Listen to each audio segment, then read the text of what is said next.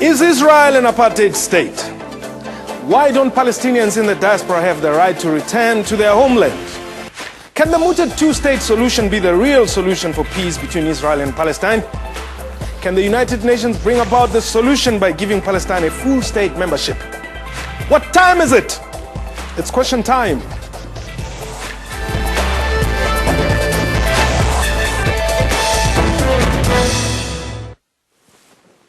Welcome to Question Time. I'm your host, Mpho Tsedu. Very little gets to make it to the media headlines from Israel, except for its never-ending conflict with Palestine.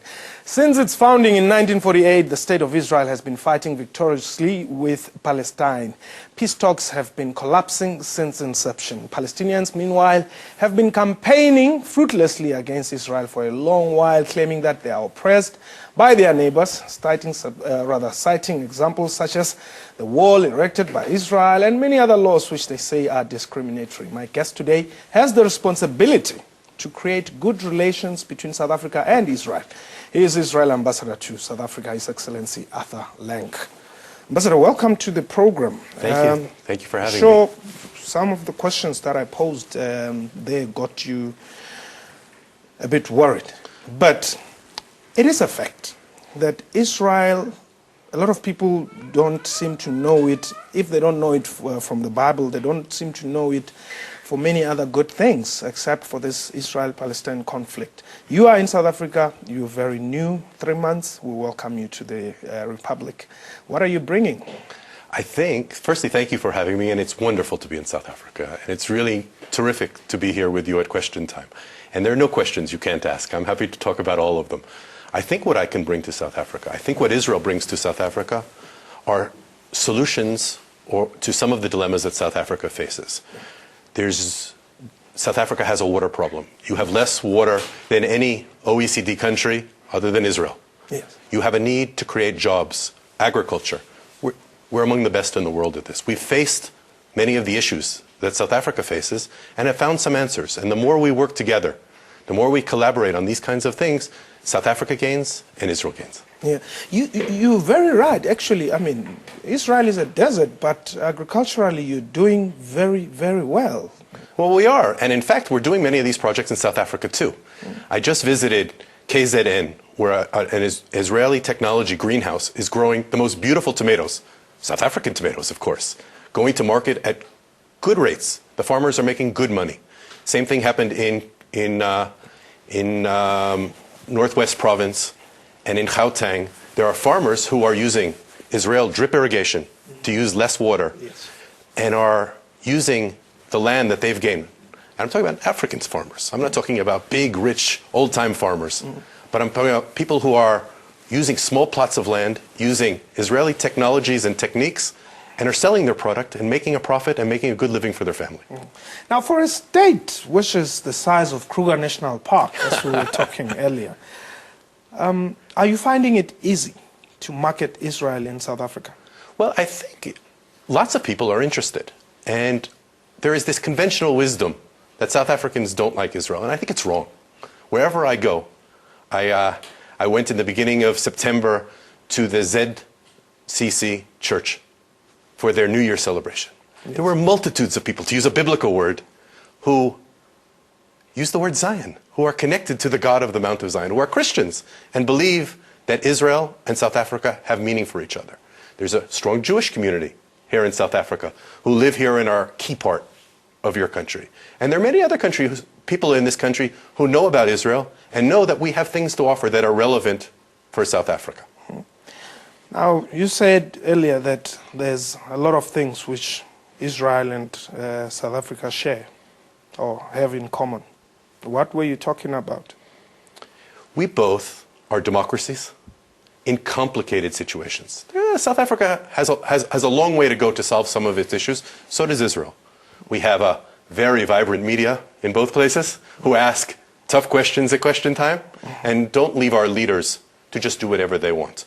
We have a public that demands deliveries, that demands successes, that demands progress. So this civil society that's very vibrant and very demanding in both places. I think something that we have in common. A lot of people would not agree with you, more especially when you say you are a good democracy. Probably you are. You do hold elections quite regularly. We do. Very successfully. But there's the Palestine issue, which I'm sure you knew very well that we were going to deal with this. I'm glad we are. What is your position on Palestine? Before I give you my questions here on Question Time. Here's my position. The Palestinians are my neighbors. We have to live together. We have, and it's interesting, it's very different than South Africa. When you had your conflict, and the real challenge and the greatness of Mandela and the success of de Klerk was knowing that you needed to get married. You needed to live together, people of different backgrounds and of different points of view. With us and the Palestinians, we need to get divorced. We need to have a two-state solution where the Palestinians can have their own place and decide their future for their sons and their daughters and build a country according to their dreams. And next to it, the State of Israel, which is a democracy and is also the homeland for the Jewish people, but also other people too, can live in peace and security next to each other as two states. So while there are some similarities, there are also some key differences. You needed to come together, and we need to make an agreement to live apart. Okay. The two-state solution. What is it going to be based on? Which borders? Well, that's the negotiation. That is what the Israeli and Palestinian negotiators are talking about these very days. Why are you still negotiating? The United Nations pronounced on this in 1948. Well, it's interesting that you say, in 1947 to be more exact, yes, on the 29th of November, every Israeli child knows that date, that the United Nations came and said there should be a two-state solution. There should be a partition of British Palestine to a Jewish state and an Arab state. Yes. And the Jews said yes, and we agreed. And the Arabs said no. And they declared war at the very beginning. And we won the war. And the State of Israel came into existence. And in our Declaration of Independence, we called on our neighbors to make peace with us. And most of our neighbors said no. Over time, in the 70s, we made peace with Egypt. And it's been good for Egypt and good for Israel. And in the 90s, we made peace with the Jordanians. And it's been good for Jordan, and it's been good for Israel. And we've been trying to make peace with the Palestinians. And we take one step forward and two steps back. And the problem is that the issues are hard. They're complicated. They're tough. No, but they shouldn't be that difficult. I mean, if there was an agreement in 1947, why don't you just go back to that agreement? Well, time marches on. Had the Palestinian leadership in 1947 said yes to the UN, they would have had a state back then. So it means that Israel has also changed its position? No, we haven't. I still believe. Are you saying that your negotiations currently are based on the 1947 resolution? The 1947 resolution, all that it said that has real meaning for us today is that there should be two states. So what do you want out of this? But you know what this is like? What it's like, and it's funny. It's imagine that, and let's take it out of a South African context, that my grandfather or your grandfather was offered to buy land in the 1940s. And he said, no, it's not a good deal. I'm going to pass on the deal. And now he comes back, his grandson, the grandson comes back and says, you offered a deal to my grandfather, it's mine. Well, the deal was there then. The time has moved on. It's still time to make a deal. We need to make an agreement between Israelis and Palestinians. My daughters need to live with their sons and daughters. Okay. And the way to do it, the way South Africa did it, you should talk to each other. You negotiated and compromised and talked about realities on the ground. And it wasn't perfect. It's still not perfect in your country. And it's not perfect in mine either. Okay. But we need to talk, and we need to compromise, and we need to live together. Okay. We'll talk about talking when we return. This is Question Time. Please don't go away. We'll return shortly.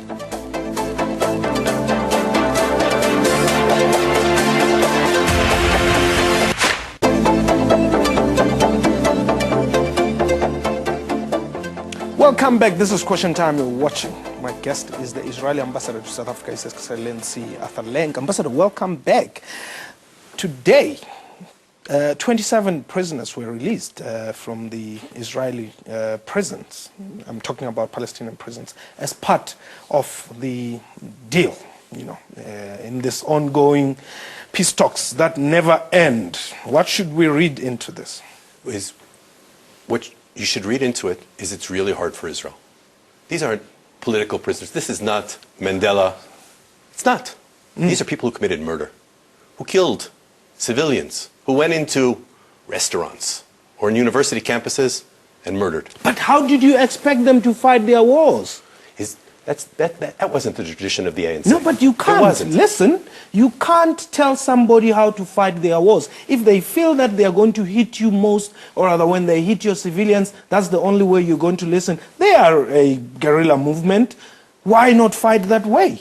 Perhaps. Perhaps if that's the choice that they made. But if someone commits murder in South Africa, in Europe, in America, in Israel, they go to jail.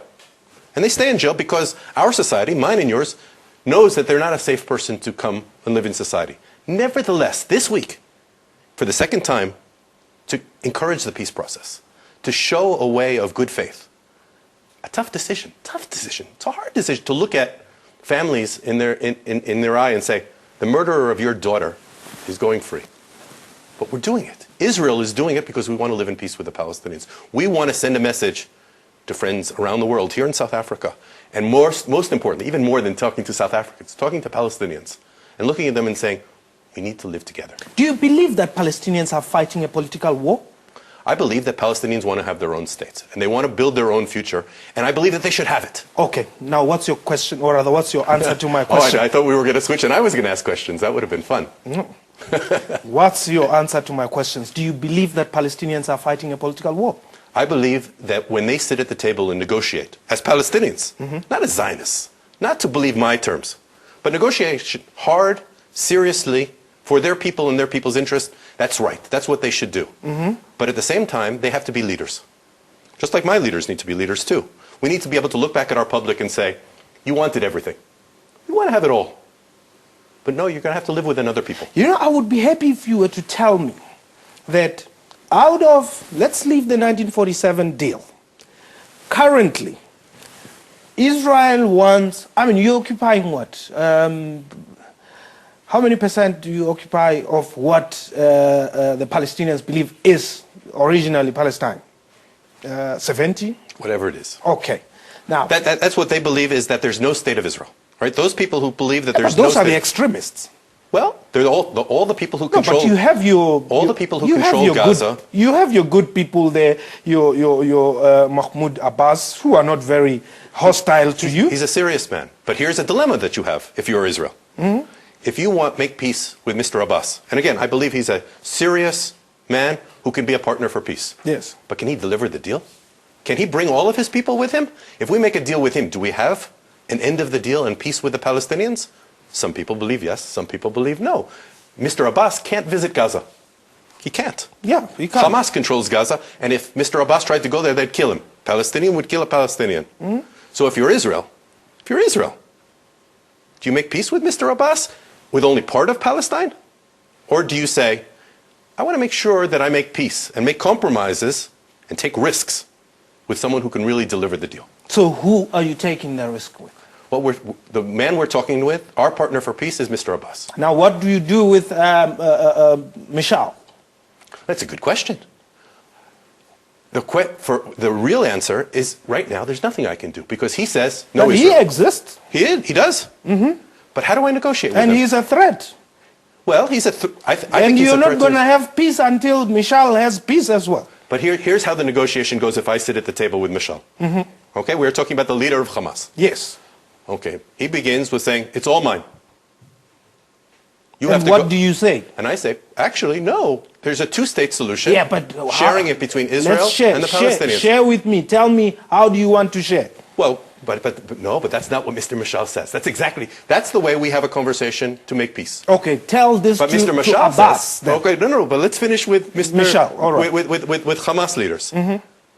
They look at me, I say, we have to share it. Israelis and Palestinians, two states, living in peace, and we compromise on this issue and that issue and this issue and this issue so that we have a better future for our sons and daughters. Right? That's how you make peace. Mashal looks at me in the eye and says, no, it's all mine.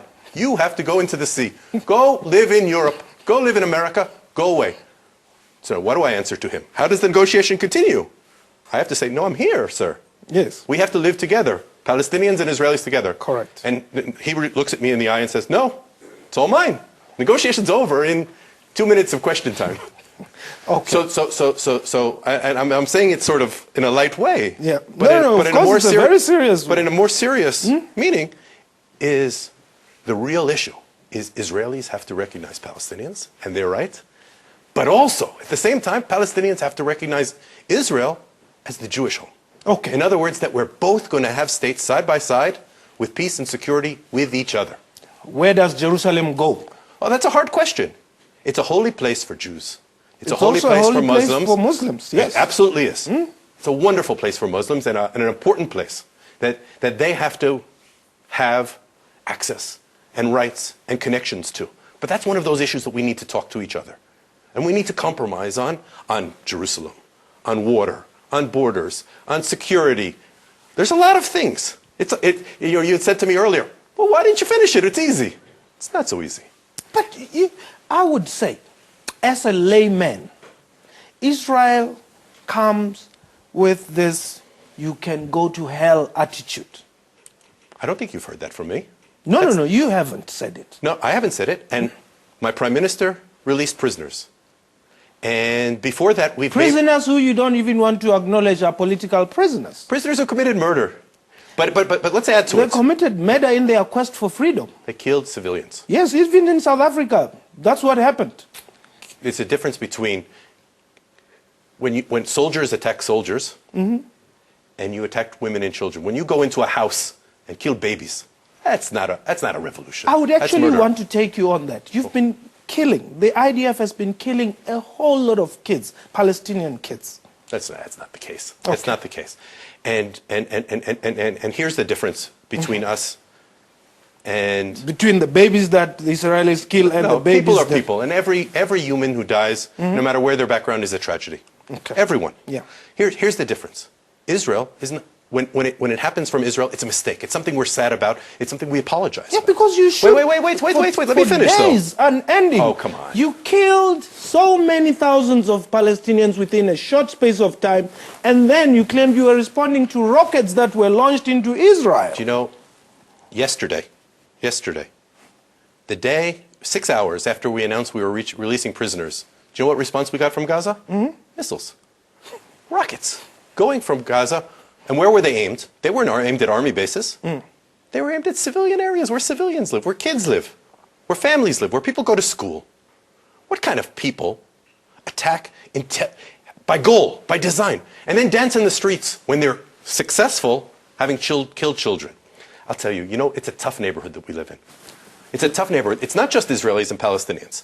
We have Syria to the north, where the leader of Syria has killed 100,000, 200,000 of his people. Yes. We have Egypt to our south, which is a complicated area and it has to get its act together and has difficulties. We have Lebanon, and we have peace with Jordan and with Egypt. And adding on top of that, we have Iran, right? Okay. Iran, who's the only country, we're 193 members of the United Nations. 193 countries, there's one example of a member of the UN calling for the destruction of another member of the UN. Just it's only hold Iran that thought there. calling for the destruction of Israel. We're going to look at the way forward and how peace can be restored that side as you brief South Africans and many other viewers out there. This is Question Time. Please don't go away. We take a break.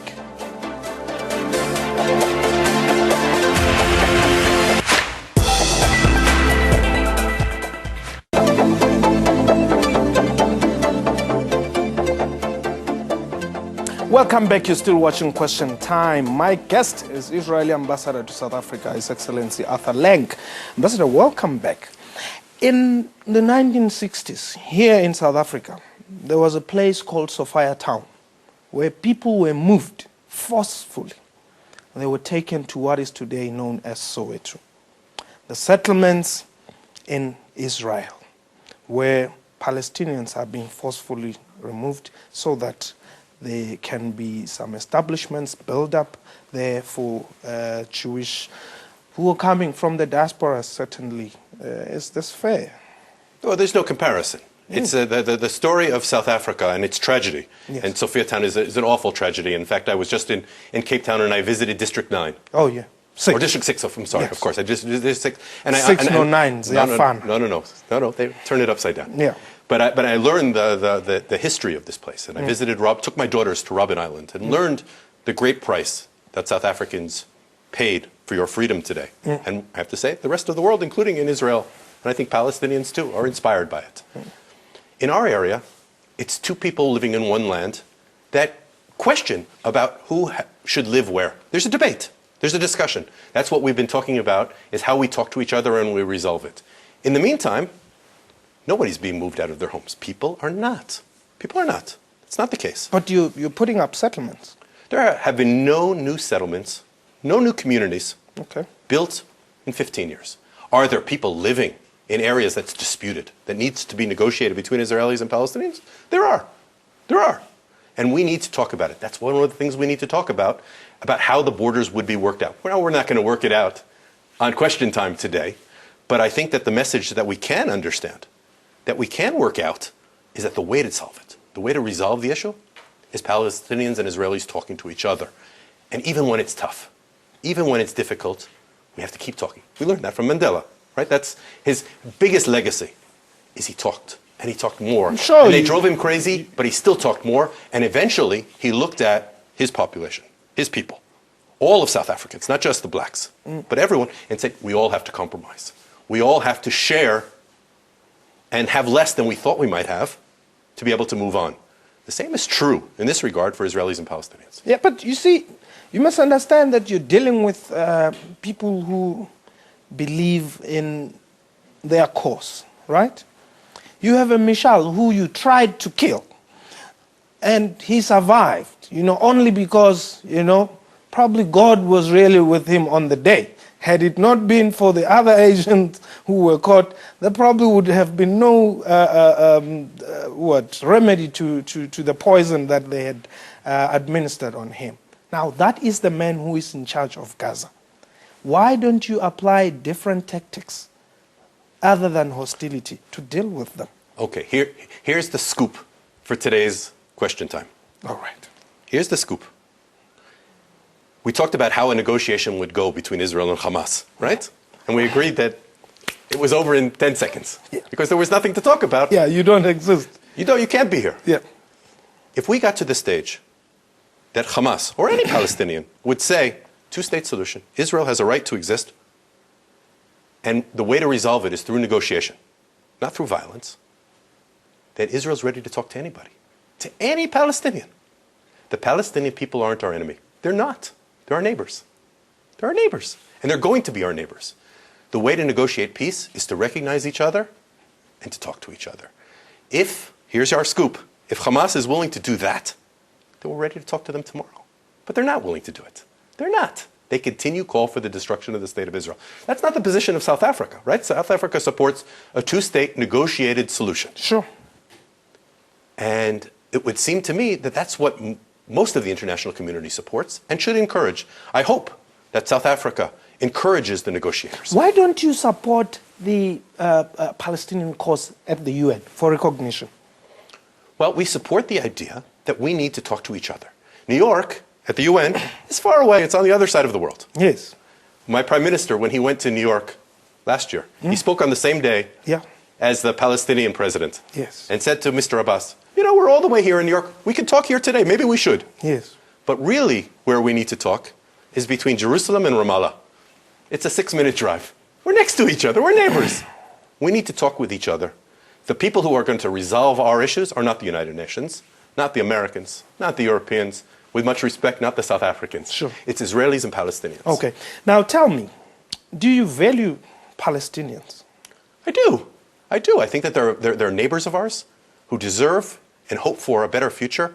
And if they have a better future, if they have a better economy, have better chances for universities for their kids, and a better chance, it's good for Israel. Why does the life of one Israeli soldier worth so many Palestinian prisoners? I'm not making any comparison.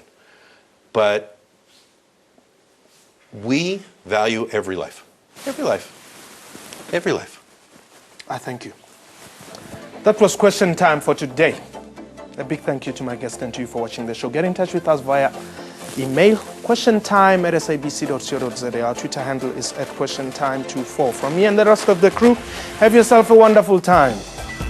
Thank you.